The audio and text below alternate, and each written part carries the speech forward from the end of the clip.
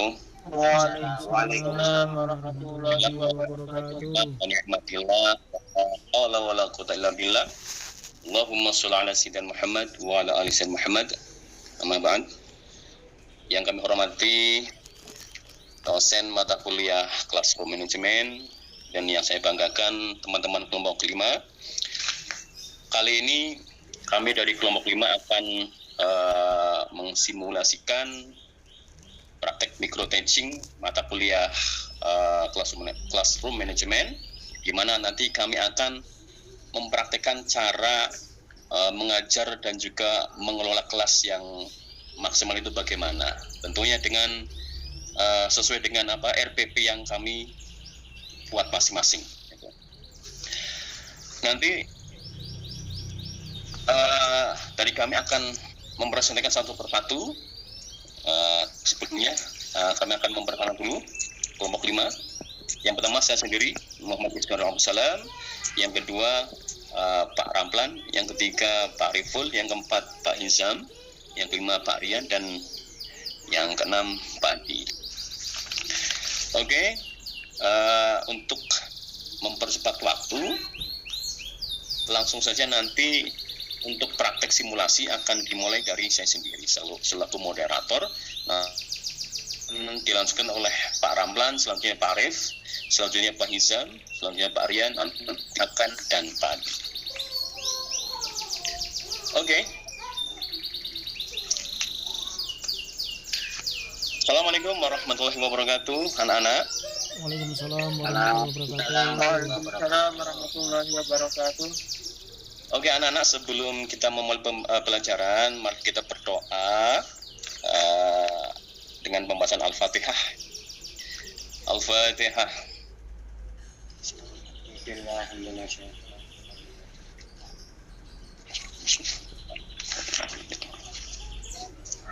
Oke, terima kasih anak-anak. Dengan adanya kita diawali dengan doa, mudah-mudahan proses pembelajaran akan lancar sesuai apa yang kita inginkan. Selanjutnya akan saya absen. Pertama, Mas Ramlan hadir. Hadir, Pak. Mas Ariful hadir. Hadir, Bapak. Mas Hizamuddin hadir. Hadir, Bapak. Mas Rian hadir.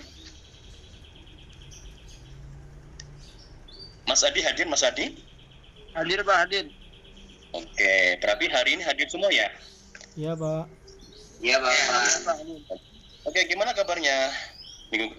Satu minggu ini kalian di rumah? Alhamdulillah sehat, baik, Pak. Alhamdulillah baik, Pak. Cuaca ada kurang baik.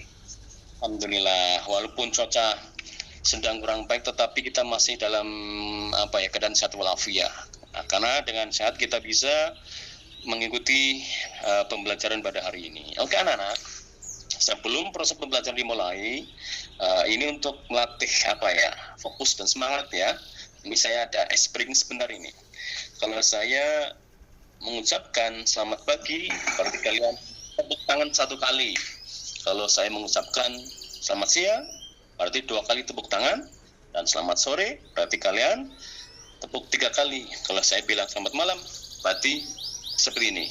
Ya, nggak jadi tepuk gitu ya. Paham anak? Paham, Pak. Paham.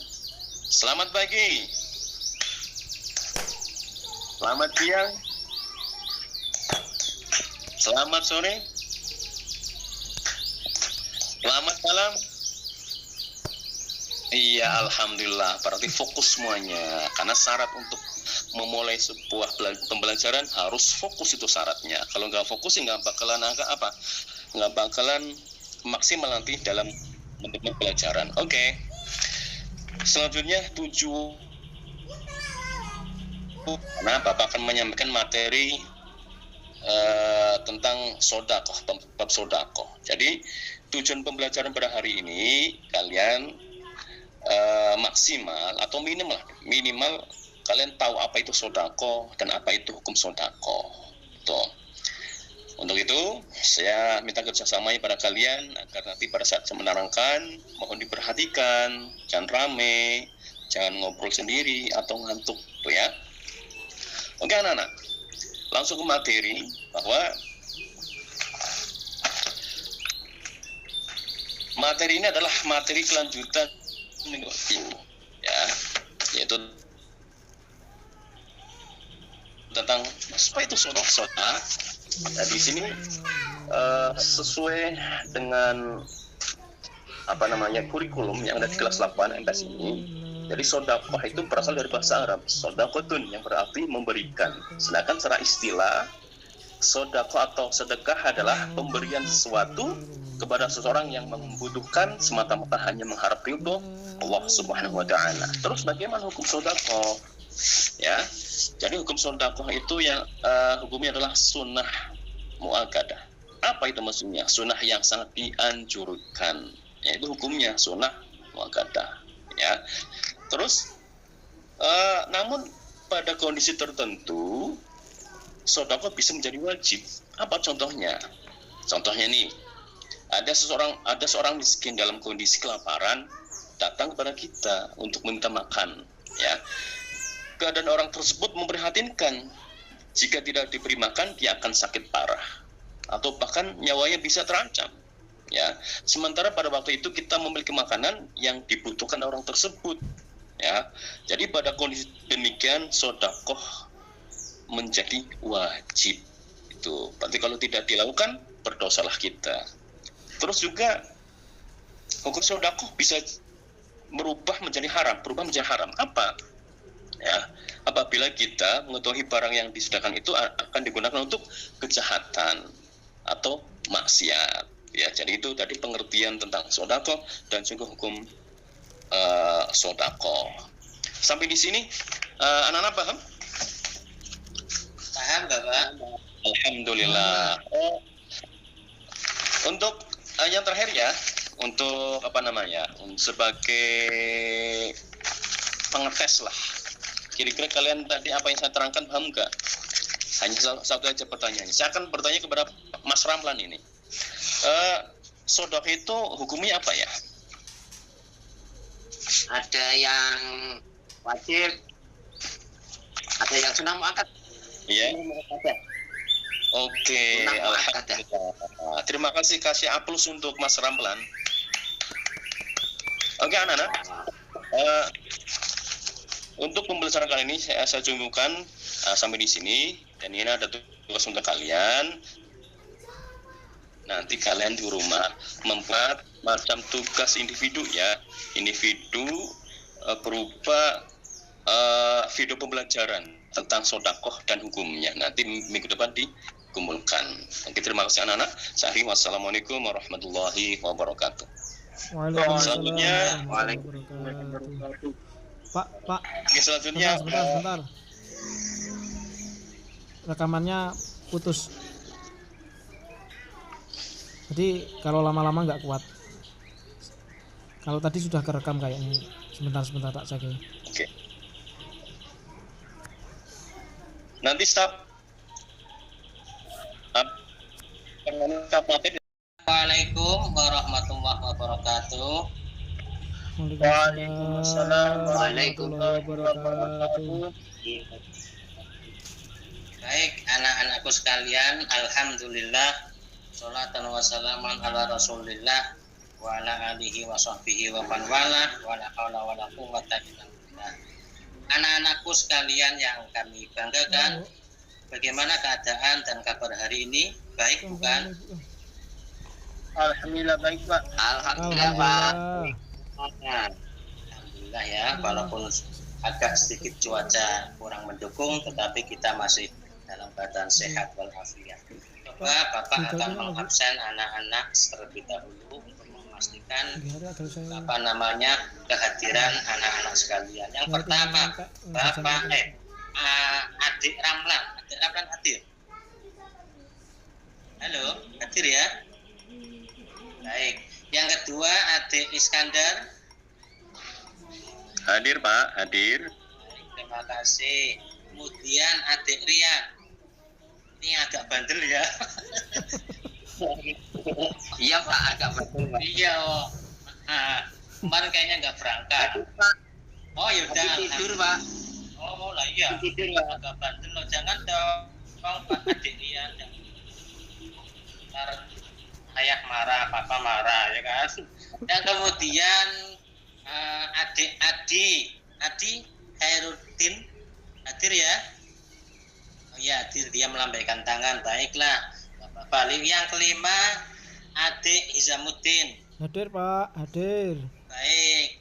Dia adik Hizamuddin unjuk tangan enggak atau barangkali unjuk gigi ya? Bolehlah. Oh, unjuk tangan. Ya, enggak unjuk gigi ya. Ya, terima kasih. Baik, adik-adikku sekalian yang kami banggakan, dalam pertemuan kali ini mari kita berdoa bersama sebelum kita melakukan katakanlah mengajar dalam sesi atau mata pelajaran kali ini. Mari kita berdoa bersama. Raditu billahi rabba wa bil islami dina wa bi Muhammadin nabiyya wa rasulah. Rabbi zidni ilma warzuqni fahma. Terima kasih.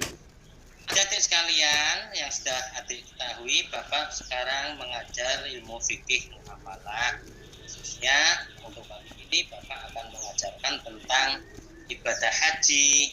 Dalam ibadah haji kita tahu arkanul hajj, min arkanil hajj, salah satu rukun haji dan rukun umroh tentunya adalah kita harus ihram ketika mau masuk tanah haram, ya kan?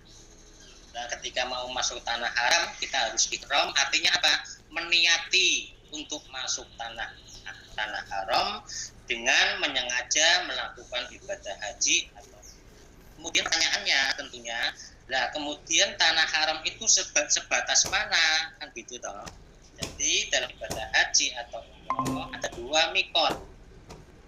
Kalau dalam haji khusus haji ada 2 mikot, yaitu mikot zamani dan mikot makani. Mikot zamani adalah suatu acuan kita bisa berihram ketika kita sudah masuk waktu boleh berihram, yaitu ketika bulan Syawal sampai tanggal 9 Dzulhijjah. Setelah itu tidak bisa, sebelum itu tidak bisa kita berihram untuk haji.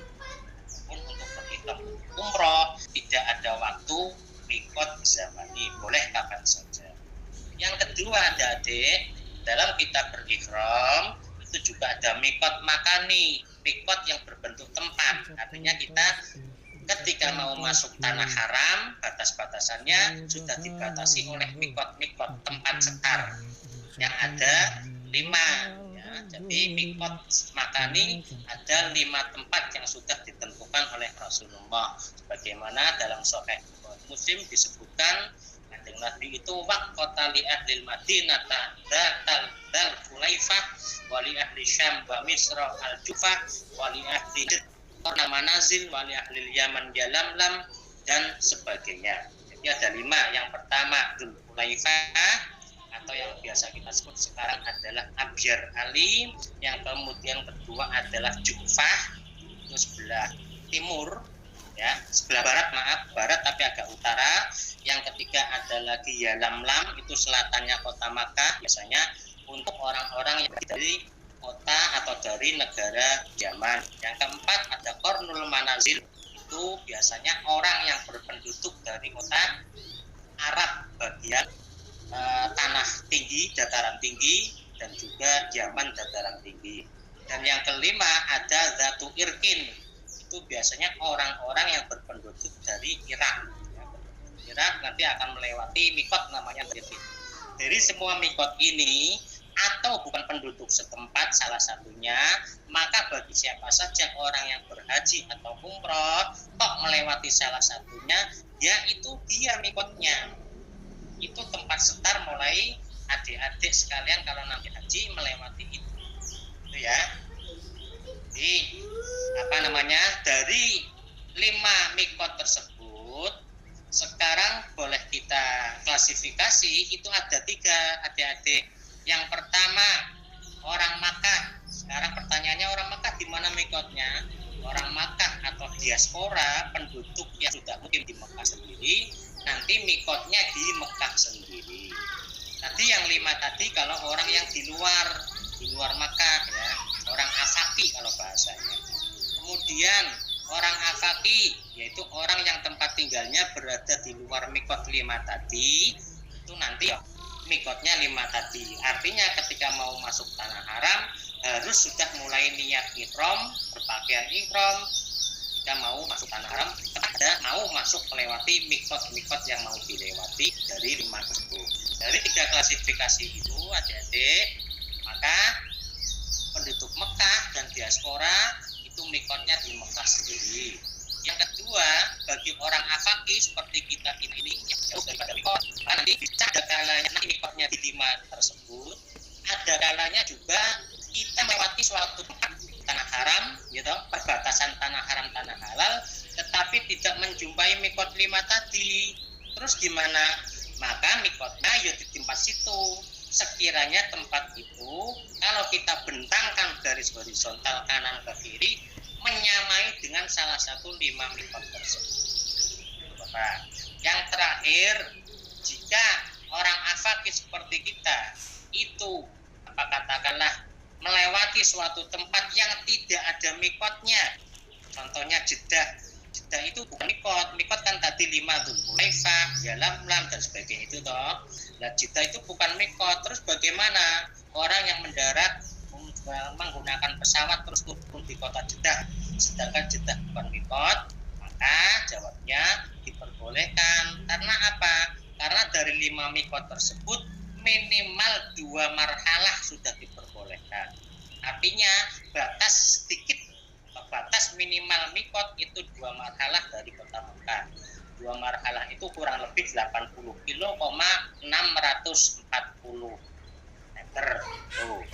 Jadi saya katakan orang-orang yang berhaji dari arah timur kemudian kok pakai pesawat terbang turun di kota Jeddah yang notabene Jeddah bukan mikot, maka mikotnya di mana? Di Jeddah boleh, dengan alasan Jeddah ke Mekah lebih dari 2 marhalah sebagai masafah qasar diperbolehkan. Karena apa? Karena dari 5 mikot yang sudah ada itu paling sedikit 2 marhalah, Yalamlam 2 marhalah, Datul Irki 2 marhalah, Qardul Manazil 2 marhalah, yang jauh itu Dzul Hulaifah atau Abyar Ali itu 10 marhalah. Dari sini mungkin ada yang ditanyakan, apa anak-anak sekalian, apa yang perlu ditanyakan, atau kalau dirasa cukup ya sudah. Gimana anak-anak sekalian, sudah paham atau ada yang perlu ditanyakan? Cukup Pak. Cukup. Paham ya? Cukup ya? Ya, Baik, kita praktek bersama haji bareng-bareng lewat Amin. Plus ya. Demikian anak-anak yang dapat saya sampaikan, mudah-mudahan bermanfaat. Akhirul qaul, semoga kita sehat semua. Wassalamualaikum warahmatullahi wabarakatuh. Waalaikumsalam warahmatullahi wabarakatuh. Selanjutnya Pak Izamuddin, silakan. Oke. Assalamualaikum warahmatullahi wabarakatuh. Waalaikumsalam. Alhamdulillah, pertemuan kita hari ini kita melakukan pertemuan secara daring. Oke, dari satu kelas ini semuanya masuk, semuanya hadir ya. Masuk Pak. Hadir, Pak. Hadir, Pak. Bagaimana keadaan kalian semua, sehat? Alhamdulillah. Alhamdulillah Sehat. sehat. Agar kita tidak ngantuk, kita bareng-bareng nyanyi ya, Oke, bacaan, membaca tasbih, membaca tahmid, membaca takbir dan membaca tahlil. Ikuti Bapak ya. Ya, Ucapkan tasbih subhanallah. Ucapkan tahmid, alhamdulillah.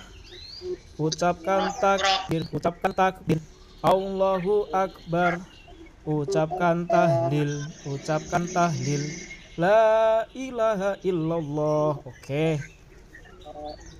Ya, jangan sampai ada yang ngantuk ya, karena pelajaran kita hari ini sangat penting. Oke, kemarin kita di kelas Bapak ini membahas tentang tajwid.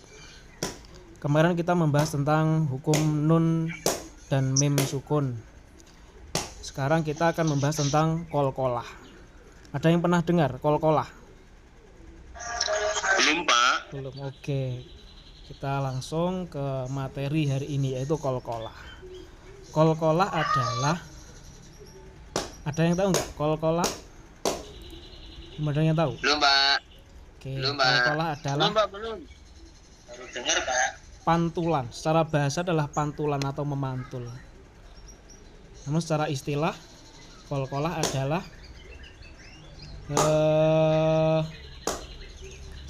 suara yang tiba-tiba muncul atau suara yang terbalik. Suara yang tiba-tiba muncul atau suara yang terbalik.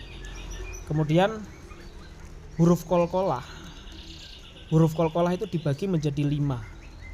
Ada yang tahu? Huruf kol-kolah? Nggak tahu Pak. Nggak tahu. Huruf kol-kolah ada 5, yaitu yang pertama qaf, kedua to, 3 ba, yang keempat jim, dan yang kelima adalah huruf dal. Dan dari huruf kol-kolah sendiri ini dibagi menjadi 2. Yang pertama kol-kolah sugro atau kol-kolah kecil. Yang kedua adalah kol-kolah kubro atau kol-kolah besar, pantulan yang besar. Kol-kolah sugro adalah kol-kolah yang berharokat sukun asli atau mati dan bukan karena wakof. Kemudian yang kedua kol-kolah sugro. Kol-kolah sugro adalah kol-kolah yang berharokat sukun atau mati karena berhenti atau wakof dan dibaca sukun atau mati. Ya, untuk materi kita hari ini sementara sampai di situ. Mungkin dari anak-anak ada yang ditanyakan atau saya akan bertanya. Dari materi yang saya jelaskan tadi, ada yang bisa jawab nggak? Huruf kol-kolah ada berapa kira-kira? Ada 5, Pak. Nah, oke, ada 5. Ya, Pak Adi sebutkan, Pak Adi, ada 5, ayo. Ayo. Hafal nggak? Kol-kolah ada 5. Ayo, Mas Adi. Saya boleh jawab, Pak? Boleh ya, Mas Arif. Silahkan. Ya. Kalau biasanya kalau kumpulannya huruf kol-kolah itu ada 5 fathu jadin, saya rubah istilahnya baju di toko, boleh nggak, Pak? Oh, boleh, sangat Baju bagus di sekali, toko, sangat ya. bagus ya. Ba, jim, dal, to, dan kof ya, Pak ya. Boleh, Ya, Pak? Boleh, Yang boleh. penting baju di toko yang penting baju di toko dibeli ya, Pak. Ya, Colong ya. iya, iya, betul. Benar sekali ya, karena hafal ya. Pintar-pintar sekali ini. Oke. Sementara untuk kita cukup sampai di sini, yaitu yang menerangkan tentang kol-kolah. Kol-kolah, huruf kol-kolah ada 5. Baju di toko atau ba jim dal kof to atau kof to ba jim dal. Nah, kemudian kol-kolah sendiri dibagi menjadi 2, yaitu sugro dan kubro. Oke, alhamdulillah. Mungkin sampai di sini. Apabila ada tutur kata atau kalimat yang kurang enak, kurang sopan, Bapak mohon maaf yang sebesar-besarnya. Ihdinas shiratal mustaqim. Wassalamualaikum warahmatullahi wabarakatuh. Waalaikumsalam warahmatullahi wabarakatuh. Selanjutnya Pak Rian. Halo Pak. Pak Rian. Halo Pak Rian. Ini agak bandel panjang. Pak Adi dulu ya. Pak Adi ya. Benar Pak, nunggu 15.00 coba. Kira-kira nyambung apa putus sebentar ini ya? Ya, Pak. Jadi saya setting.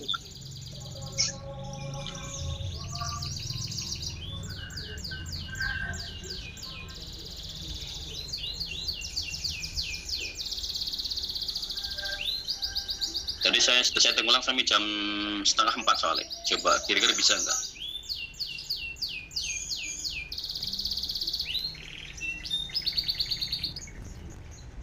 Pak.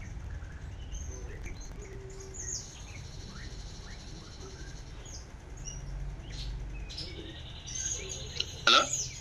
Halo. Mati nggak Pak? Enggak ya? Masih bisa, Pak. Oke. Bisa. Ya, siap, langsung Pak. Silahkan Pak. Assalamualaikum warahmatullahi wabarakatuh. Waalaikumsalam warahmatullahi wabarakatuh. Alhamdulillah bertemu lagi dengan Bapak. Sebelum memulai pelajaran, mari kita berdoa terlebih dahulu dengan membaca umum kitab, yaitu suatu Fatihah. Di dalam hati berdoa mulai.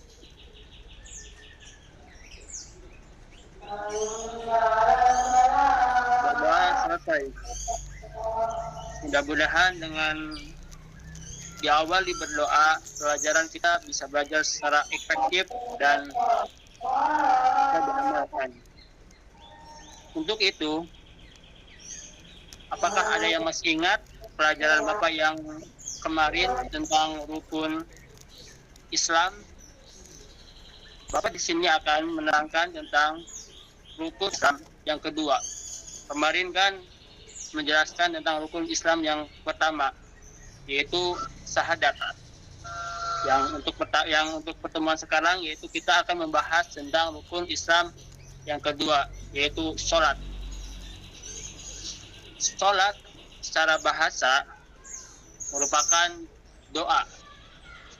Sedangkan secara istilah, sholat adalah ibadah wajib yang terdiri dari perkataan dan perbuatan tertentu yang dimulai dengan takbiratul ihram dan diakhiri dengan salam. Mengapa sholat sangat penting? Karena sholat merupakan rukun Islam yang kedua. Yang kedua, sholat merupakan tiang agama. Yang ketiga, sholat merupakan pertama amal yang dihisab. Yang keempat, sholat merupakan komunikasi langsung antara hamba Allah, antara hamba dengan Sang Pencipta.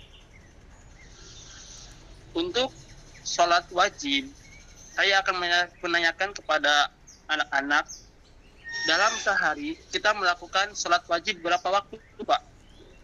5 Pak, 5. 5, Pak. 5. Apa saja tuh? Isya, duhur, lan asar, maghrib, subuh. Ya, betul. Kita diwajibkan sebagai seorang muslim yang mukallaf harus melaksanakan sholat 5 waktu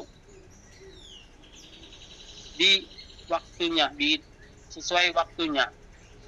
Maka untuk saat ini pertemuan yang singkat ini cuma membahas tentang sholat saja, definisi dan secara bahasa dan apa saja itu yang diwajibkan seharinya untuk kita seorang muslim. Apakah ada yang dipertanyakan untuk pertemuan saat ini, anak-anak? Sudah, Pak. Baik. Untuk pertemuan saat ini mungkin itu saja yang saya bisa sampaikan. Mohon maaf bila ada kesalahan.